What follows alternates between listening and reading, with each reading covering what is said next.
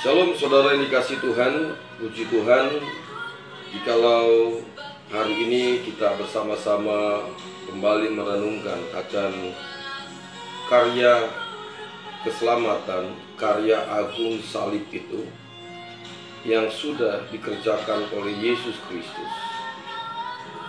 Hari ini kita akan kembali merenungkan makna daripada peringatan Jumat Agung, suatu pengorbanan yang diberikan, yang dikerjakan oleh Yesus Kristus yang adalah Tuhan untuk menyelamatkan setiap kita orang berdosa ini.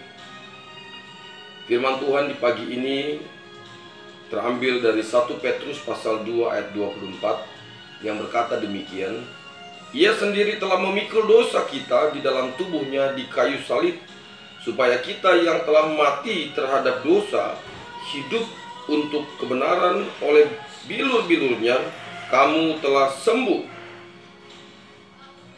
Bapak Ibu saudara dikasih Tuhan, hari ini kita memperingati yang namanya Jumat Agung, yang dalam bahasa Inggris disebut Good Friday, yang artinya adalah Jumat yang sangat baik atau Jumat yang baik.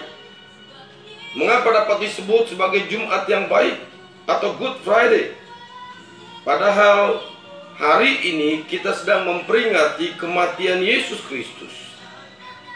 Apakah kematian itu baik?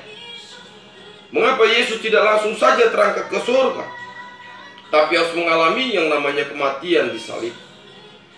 Bapak Ibu saudara dikasih Tuhan, sesungguhnya kematian di salib adalah rencana atau karya keselamatan yang Tuhan Allah kerjakan untuk manusia yang harus dilaluinya dalam karya penebusan dosa umat manusia.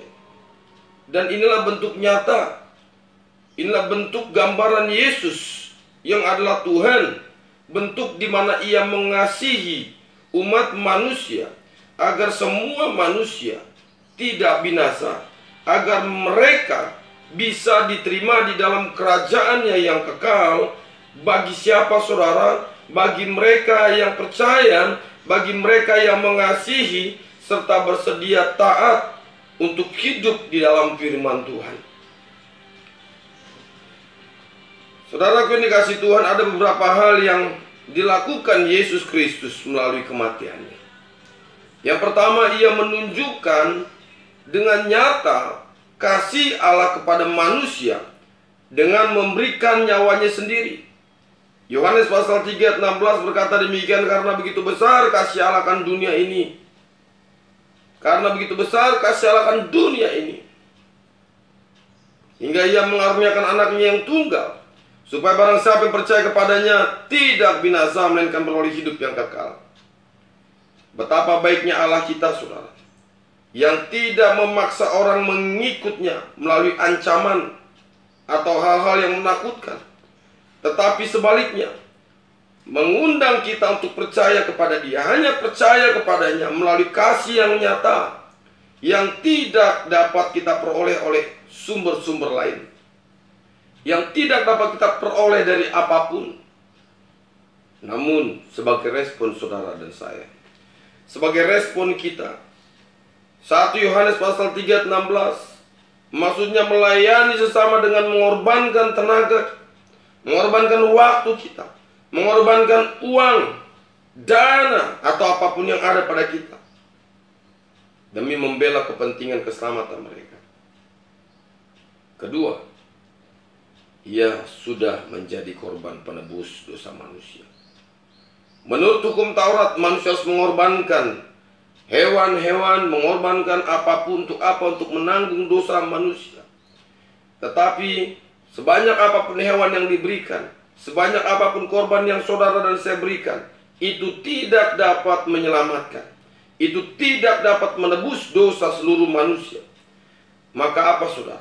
Maka Tuhan Yesus yang tanpa dosa ini, Ia mengorbankan dirinya untuk apa? Untuk menanggung dosa seluruh umat manusia. Dalam Ibrani pasal 9 ayat 28 dikatakan demikian, demikian pula Kristus saya satu kali saja mengorbankan dirinya untuk menanggung dosa banyak orang. Sesudah itu ia akan menyatakan dirinya sekali lagi tanpa menanggung dosa untuk menganugerahkan keselamatan kepada mereka yang menantikan dia. Bapak, Ibu, Saudara sekalian, kita adalah orang-orang yang berhutang kepada dia. Kita adalah orang-orang yang berhutang kepada Tuhan kita atas karya penebusannya, sehingga kita harus membayarnya dengan memberi diri kita. Sekali lagi, kita membayarnya dengan memberi diri kita. Kita mengasihinya. Kita mau bertobat dan meninggalkan dosa dan perbuatan daging kita. Roma pasal 8, 12, 13. Jadi saudara-saudara kita adalah orang yang berhutang, tetapi bukan kepada daging, supaya hidup menurut daging. Sebab jika kamu hidup menurut daging, kamu akan mati. Tetapi jika oleh roh kamu mematikan perbuatan-perbuatan tubuhmu, kamu akan hidup. Haleluya, saudara. Ia sudah memenangkan pertandingan itu. Ia sudah memenangkan pertarungan itu melawan iblis. Ia sudah menghancurkan iblis. Ia sudah mengalahkan iblis. Ia memusnahkan iblis yang berkuasa atas maut dan membebaskan manusia dari perhambaan tersebut, perhambaan ketakutan kepada maut. Ibrani pasal 2, 14. Karena anak-anak itu adalah anak-anak darah dan daging, maka ia juga menjadi sama dengan mereka dan mendapat bagian dalam keadaan mereka, supaya oleh kematiannya ia memusnahkan dia, yaitu iblis yang berkuasa atas maut. Sebagai umat yang sudah dimenangkan, sebagai umat yang sudah dibebaskan, mari kita kembali merenungkan karya salib itu. Jumat Agung merupakan Jumat yang sangat baik, karena dengan kematiannya Yesus sudah melakukan hal-hal yang sangat baik bagi saudara dan saya. Dia yang mengasihi kita lebih dahulu. Dia sudah menunjukkan kasih-Nya kepada kita. Dia sudah menunjukkan kebaikannya kepada kita. Marilah mengambil keputusan untuk lebih mengasihi Dia, untuk lebih taat, untuk hidup sesuai dengan apa yang Tuhan mau. Dia mau agar saudara memberikan hidup, memberikan diri untuk Dia pakai bagi kerajaan sorga. Mari Bapak Ibu saudara kasih Tuhan, responi panggilan Tuhan. Apa yang sudah Tuhan inginkan, apa yang Tuhan mau, silakan responi itu.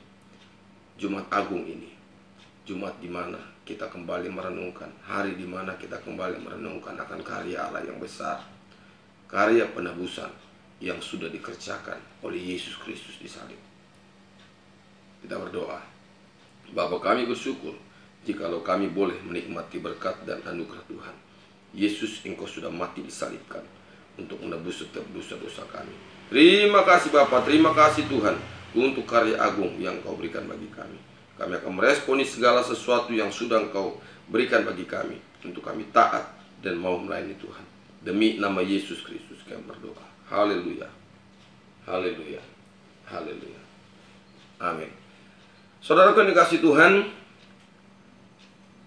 tetaplah andalkan Tuhan dan hidup dalam kebenaran firman Tuhan. Tuhan Yesus memberkati. Shalom.